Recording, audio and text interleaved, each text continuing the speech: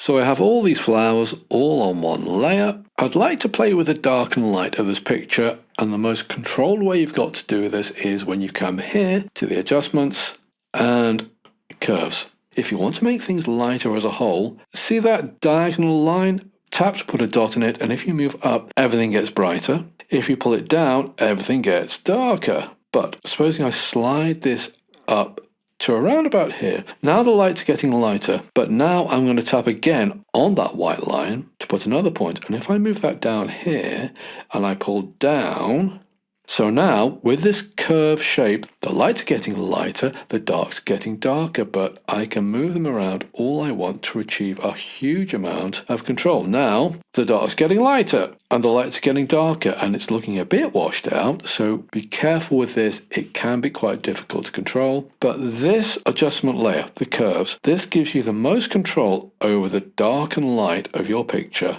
that you're going to find in Procreate. And usually the time to use it is at the end of the project when you've got all your artwork on one layer because you've copied canvas. And that's another video in this quick video series. Okay, if you can hit like and subscribe, that would be great. And check out the links below for some top quality tuition and a complete art studio in a box.